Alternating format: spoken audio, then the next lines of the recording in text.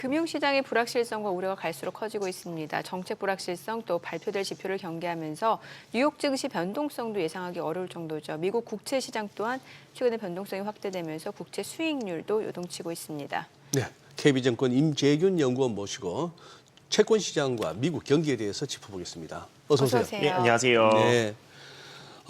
임 연구원님 안 그래도 지금 적절한 때 나와주셨습니다. 지금 뭐 미국채 수익률이 지금 요동을 치는데, 네. 예, 아니 하루에 움직이는 폭도 역대급이고요. 네, 맞습니다. 무슨 금리가 저런 식으로 움직이나 싶을 정도인데 이게 지금 3.9 미국채 10년물 기준으로 이게 이제 벤치마크니까 이게 지금 이렇게 하던 게 지금 4.3이네요. 네, 맞습니다. 이게 사실 지난주 금요일까지만 하더라도 장중에 3.8%까지 좀 하락을 하고 좀 반등을 하던 것들이 이틀 사이에 말씀을 하신 것처럼 굉장히 급등을 하고 있습니다.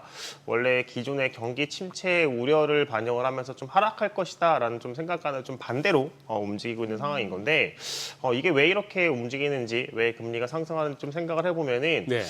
일단은 기존의 경기 침체 우려로 인해서 연준이 빠르게 금리를 인하를 할 것이다라는 전망이 있었지만은 최근에는 관세가 생각보다 강하다 보니 연준 입장에서도 조금 금리 인하를 경기보다는 물가에 우선적으로 대응을 할 수 있다라는 좀 생각이 나오는 것 같고요. 예. 거기에 플러스 지금 중국과 미국의 무역 마찰이 점점 심해지고 있습니다. 뭐 전일에도 트럼프 대통령이 추가 50% 관세를 부과하면서 중국산 제품에 대해서는 104% 관세를 부과를 실행을 한다라고 밝힌 상황인 건데 결국에는 이제 중국에서도 이제 관세에 대한 이런 보복으로 관세, 미국산 제품을 관세 부과하는 것도 있겠지만은 중국이 미국채를 1조 달러 정도 가량 보유를 하고 있다 보니까 이거를 좀 매도할 수 있다라는 좀 의견이 나오는 것 같습니다. 실제로 트럼프 1기 때에도 미중 무역 분쟁이 심했을 때 중국이 보유하고 있는 미국채를 매각할 수 있다라는 조금 이유가 나왔었는데 이번에도 그런 움직임이 좀 나올 수 있다라는 것들이 좀 걱정이 되면서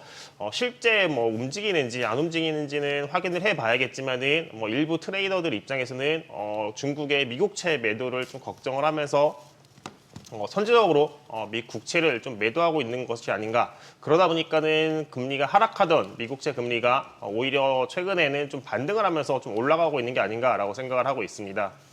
아니 지금 뭐 아주 무서운 가설을 얘기하시네요. 진짜 그게 진짜 중국이 결국 미국채 보유하고 있는 걸 던진다. 그 가능성을 어느 정도 보세요, 그러면? 일단은 그 가능성이 없지는 않은 것 같은데 저희는 좀 낮게 보고 있습니다. 네. 왜 그러냐면은 일단은 미국채를 매각을 한다라고 하면은 금리가 올라가면서 매각을 하는 거거든요. 그렇게 되면은 중국 입장에서도 좀 매각을 하면서 손실이 불가피한 상황인 거예요.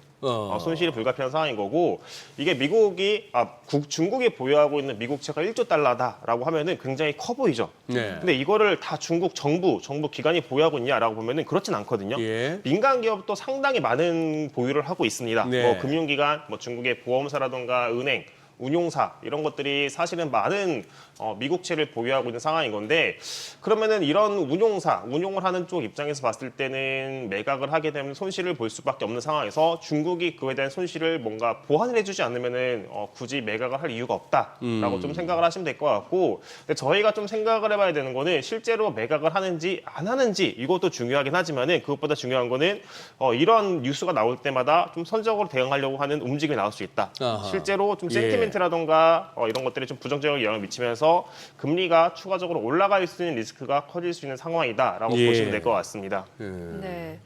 지금 트럼프 대통령도 그렇고 스캇 베센트 재무장관도 그렇고 10년물 국채 수익률을 지금 낮추려고 하는 거잖아. 이거 그럼 낮아질 수 있는 가능성에 대해서는 어떻게 보세요? 사실 말씀하신 것처럼 트럼프 대통령 같은 경우는 굉장히 저금리를 원하고 있죠. 네, 그러다 네. 보니까는 트럼프 1기 때에는 사실은 연준으로 하여금 금리를 인하를 해라라고 압박을 했는데 그때는 이제 파월을 해고하겠다. 라는 이런 발언까지 예. 하면서 네. 하려고 했지만은 이제 결국에 안 된다는 걸 알고 있고 트럼프 2기 때의 전략은 연준의 금리 인하 압박보다는 결국에는 관심은 미국채 10년물 금리에 더 관심이 있다라고 하면서 시장 금리를 좀 낮추기 위하려고 이제 노력을 하고는 있습니다. 근데 지금 최근의 상황을 보면은 사실은 낮아지기는 좀 어려운 상황인 건 같아요. 근데 물론 이제 베센트 재무장관도 금리를 낮추기 위한 노력은 하고 있습니다. 크게 이제 두 가지를 통해서 금리를 낮추기 위한 노력을 하고 있다라고 보시면 될 것 같은데 첫 번째가 공급입니다. 장기 채물의 공급.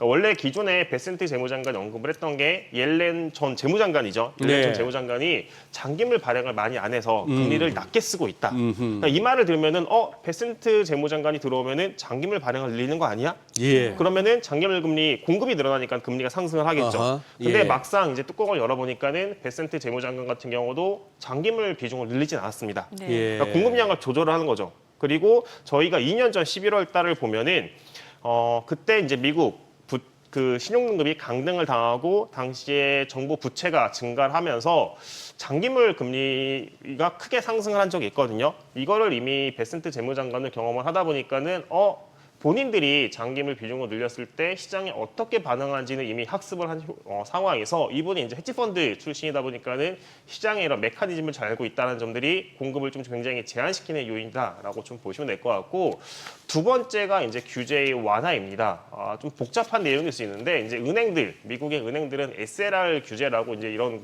적용을 받고 있는데 이거를 좀 풀어줘서 미국 은행들이 장기물, 미국채 장기물을 더 할 수 있도록 조금 규제를 풀어주겠다. 그러니까는 장기물 공급은 좀 덜하고 그리고 매수할 수 있는 은행들은 규제를 풀어서 매수를 더 할 수 있도록 하면서 좀 금리를 낮추려고 하는 움직임이 나오고 있는 상황이다라고 보시면 될 것 같습니다. 이제 저 같은 경우는 이제 요즘 하도 주가지수하고 미국의 주가지수하고 국채 수익률이 같이 가는지 서로 엇갈리는 다이버전스가 나오는지 싶어서 이렇게 같이 겹쳐놓은 차트를 계속 관찰하는데 아니 어제 장중에 묘했던 게 진짜 막 이렇게 장중에 이제 미국 증시가 좋다가 결국은 이거 오늘 이제 9일부로 관세 그냥 두드려 맞을 것 같고 중국은 104%뭐 관세 부과될 것 같고 그 사이에 협상 없을 것 같고 하는 이런 분위기가 되고 나니까 주가 지수가 확 떨어지더라고요. 네, 맞습니다. 떨어지니까 그래서 주가 지수 떨어지면은 뭐 국채 쪽으로 뭐 소위 말해서 국채 쪽으로 매수가 몰린다. 그래서 뭐 국채 수익률도 떨어진다. 거기까지는 같이 움직이더니 한 오후 1시인가 이후 흐름이 보니까 완전 뒤집어져요. 주가는 더 빠지는데 국채 수익이 확 뛰더라고. 그때 뭐가 있었나 싶어 보니까 입찰? 네, 맞습니다. 미국채 3년물 입찰이 있었는데 네. 좀 부진한 결과가 나왔습니다. 이제 저희가 봐야 되는 게 응찰률이라고 해가지고 네. 예를 들면 이제 100억 달러를 발행을 하는데 이 100억 달러의 미국채를 사고 싶은 투자자가 얼마큼 될까? 네. 근데 100억 달러 발행을 하는데 사고 싶은 사람의 규모를 봤더니 200억 달러야. 뭐 응찰률은 이제 100분의 200해서 2배가 나오는 거죠. 응찰률은 네, 2배. 이걸 이제 응찰률이라고 네. 하는 건데 어제 응찰률 같은 경우가 2.47배가 나왔습니다. 딱 이 숫자만 들으시면 사실 잘 감이 안 오시는데 이 전과 뭐 최근 6개월치 숫자를 통해서 이번에 응찰이 강했는지 약했는지를 좀 판단을 하는 건데 뭐 직전 그러니까 이제 지난달 3월에 3년물 응찰률 같은 경우가 2.6배가 넘었었고요. 최근 이제 6개월치의 평균도 2.6배가 넘었습니다. 근데 2.6배인데 이번에 2.47배라는 거는 기존에는 원래 이제 100억 달러 발행을 하면은 네. 뭐 260억 달러만큼 사고 싶은 수요가 있었는데 이번에는 250억 달러보다 조금 안 되는 사람들만 사고 싶었다라고 좀 보시면 될 것 같고 그거 자체가 이제 미국채 금리가 상승을 하다 보니까는 안전자산이긴 하지만은 좀 확실히 매수하려는 수요가 약해졌구나라고 보시면 될 것 같습니다. 거기에 플러스 이제 다가오는 게 3년물 입찰은 끝났죠. 예. 이번 달은 예. 끝났습니다. 그럼 이제 나오는 게 10년, 30년입니다. 사실은 이제 국채를 봤을 때 똑같은 금액으로 발행을 하더라도 만기가 길면 길수록 금리에 미치는 영향이 더 민감하고 클 수밖에 없는 상황인 건데 투자자들이 확인을 한 거는 3년물 입찰을 했는데 생각보다 이걸 사고 싶어하는 투자가 별로 없네. 근데 이제 앞으로 뒤를 돌아봤더니 10년, 30년이 있어. 그럼 이것도 많이 안 사지 않을까? 그러다 보니까는 입찰이 끝난 이후부터 미국채 금리가 미국 증시와는 하락하면서 하락했음에도 불구하고 좀 금리가 상승을 하는 좀 같이 약세를 보인 상황이다라고 보시면 될 것 같습니다. 아니, 베센트 장관 같은 분 입장에서는 죽을 맛이겠어요. 주식은 주식대로 빠지는데 미국채 가격까지도 빠지면 그렇게요. 네, 맞습니다. 굉장히 조금 어려운 상황이다라고 보면 될 것 같은데, 네. 근데 지금 뭐 트럼프 대통령도 그렇고 베센트 재무장관도 그렇고 지금 계속 언급을 하고 있는 게 미국을 다시 부흥시키기 위해서는 그러니까 이제 제조업을 다시 부흥시키기 위해서는 지금 단기간의 고통을 감내를 해야 된다라고 좀 계속 언급을 하고 있고 이런 것들이 사실은 저희 입장에서 뭐 금융시장에 투자를 하는 뭐 미국 증시라든가 코스피 이런 게 한국 증시에 투자를 하는 많은 투자 입장에서는 조금 납득이 되지 않죠. 예, 일단은 예. 제 계좌가 이제 손실을 보고 있다 보니까 납득이 되지는 않고 있는데 미국 공화당 지지자들 네. 같은 경우는 아직까지는 이 트럼프 대통령의 언급 그러니까는 미국을 부흥시키기 위해서는 단기간에 고통을 감내해야 된다라는 요거에 대해서 좀 아직까지는 인지를 하고 있고 그러다 보니까는 트럼프 대통령 그리고 베센트 재무장관 같은 경우도 아직까지는 좀 강경하게 관세 정책을 조금 실행을 하고 있는 상황이라고 보시면 될 것 같습니다. 그럼 채권 투자에 대해서 어떤 주를 갖고 계시는 거예요? 뭐 일단은 저희는 현재처럼 그 관세 정책이 강하면 강할수록 미국은 경기 침체 가능성이 높아질 거라고 저희는 보고 네. 있습니다. 저희가 이제 미국 경기를 보면은 경기는 분명히 견고한 거는 맞는 거는 같아요. 최근에 지표들, 특히 심리 지표 같은 경우가 굉장히 빠르게 악화가 되고는 있지만은 실물 경제 지표만 놓고 봤을 때 뭐 지난주에 발표된 고용에서 보다시피 실물 경제 지표는 굉장히 강하죠. 근데 문제가 이거는 이제 지난 데이터입니다.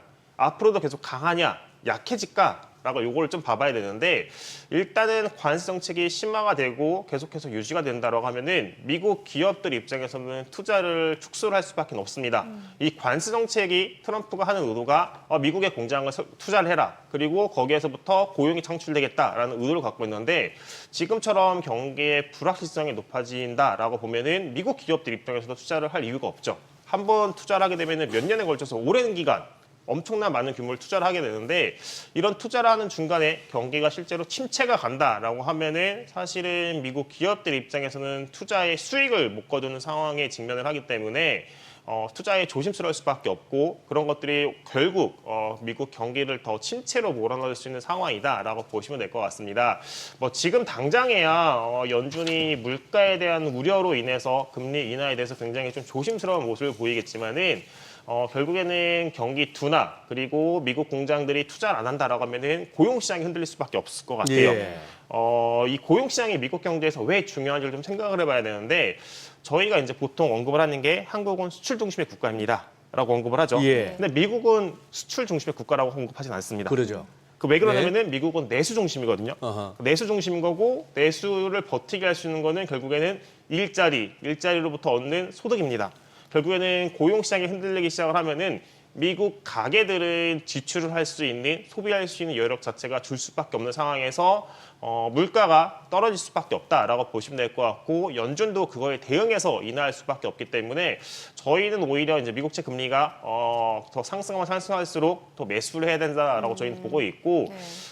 미 국채 30년물 금리 기준으로 했을 때 5% 부근에 가까이 가면은 그때부터는 좀 적극적으로 매수를 해도 되는 상황이다라고 저희는 바라보고 있습니다. 예. 저기 임정권님 아무래도 이거 채권 보시는 분이니까 이거 한 번은 여쭤봐야 되겠는데 이 미국장이 잘 가고 있을 때 이 애널리스트들 중에 장단기 금리 역전 이걸 가지고 침체 옵니다. 뭐 그래서 조심해야 됩니다 하는 그런 소리 나오고 나서도 한 1년 내지 1년 반을 더 가버리니까 진짜 이거 갖고 방송하는 분들 없으세요. 장단기 금리 역전 가지고. 네네. 근데 결국은 이 장단기 금리 역전이 일을 내네요. 이게 네. 지금 장단기 금리가 역전됐다가 정상화되는 장기가 단기보다 올라오는 이 상황이 되고 나서는 꼭 침체가 있었단 말입니다. 이 부분은 요즘 어떻게 리포트를 쓰시거나 어디 가서 세미나 하실 때 어떻게 설명하세요?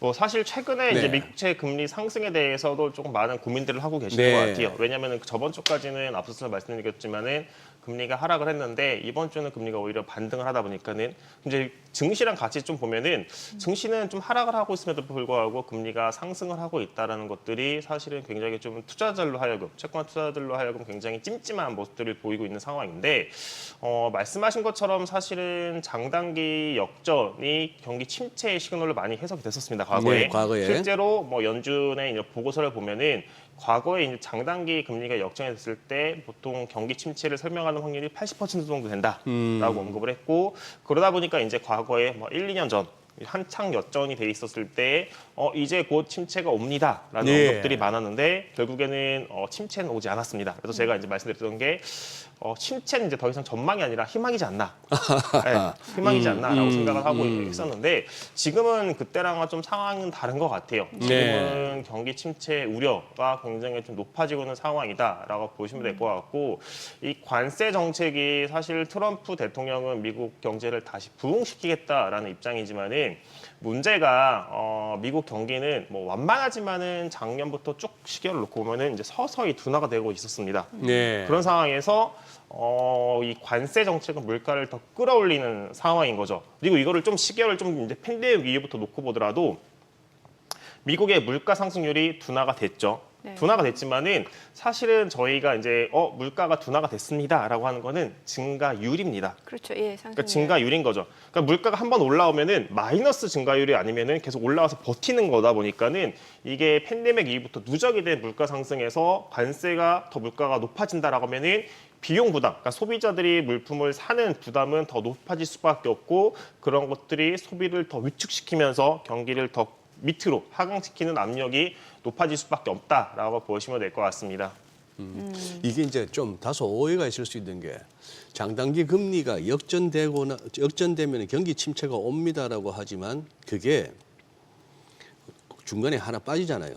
통상적으로 시차를 두고 네, 한 맞습니다. 1년 뭐 8개월 정도인가 저는 그렇게 해서 어떨 때는 좀 짧게 올 수도 있고 어떨 때는 길게 올 수도 있고 근데 지금 보면은 그 얘기를 하고 나서 그 시차에 해당하는 시점이 된 거예요, 지금. 그러니까 약간 좀 이렇게 좀 두려운 것이고 또 일견 생각해 보면은 아까 저희 증시타임에서도 송재경 대표께서 지금 과연 시스템 리스크라고 할 만한 게 있는가 이걸 트럼프 대통령이 다소 그 어떤 뭐랄까요? 이 진짜 방송 용어가 아니라 다소 쪽팔림을 무릅쓰고 그래 관세 없던 걸로 해 하면은 이게 그럼 세상이 전부 오케이 하고 다 해피해질 수 있는지 그 부분도 불확실하고. 네, 일단은 저는 관세 정책이 빠르게 후퇴가 된다고 하면은 경기는 확실히 좋아질 거는 같아요, 다시. 왜냐면은 관세 정책을 포기하면은 네, 경기는 좋아질 수 있다라고 보고 있습니다. 왜 그러냐면은 아까도 말씀드린 것처럼 미국 경기는 견고합니다.